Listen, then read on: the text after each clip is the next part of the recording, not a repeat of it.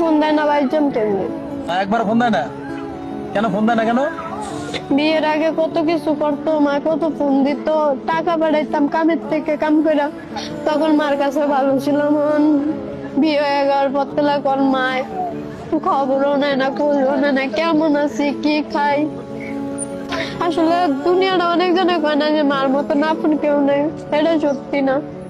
মার থেকে স্বার্থপর কেউ হয় না। আগে কাম করে খাওয়াইলে মারা মিনিটে মিনিটে ফোন দিত, টাকা পাঠাইলে মায়ের রান্না করে খাইতো। টাকাও দিতে রে নন মার কাছে আর ভালো হলো। আমার মায়ের টিয়ারাই ছিল, আমি কি করি, কে আমার লাগে কি করে, কেমনে খাই কেমনে চলি। আজকে কতটা দিন হয়ে গেছে মার কোনো খোঁজ খবর নাই, ফোন দেয় না। আমি তাহলে রাত করে রেছি, মাকে পারে না একটা ফোন দিতে। এই বইনের কথাগুলোর যুক্তি আছে। আপনার যতক্ষণ টাকা আছে, মা বাপ ভাই বোন আত্মীয় স্বজন সবাই আছে। আপনার যখন টাকা নাই, টাকা দেওয়া বন্ধ হয়ে যাবো, আপনি কিছু করতে পারতেছেন না ফ্যামিলির জন্য, তখন সেই মা সেই বাপ আপনাকে দেখতে পারবো না। এটা কিন্তু বাস্তব প্রমাণ, বাস্তব প্রমাণ পাইছে অনেকে। সো এই দুনিয়াতে টাকা ছাড়া কিন্তু দাম নাই মা বাবার কাছেও। টাকা হইছে সব বর্তমানে, টাকা আছে মা বাপ আছে, টাকা নাই কিন্তু কিছু নাই।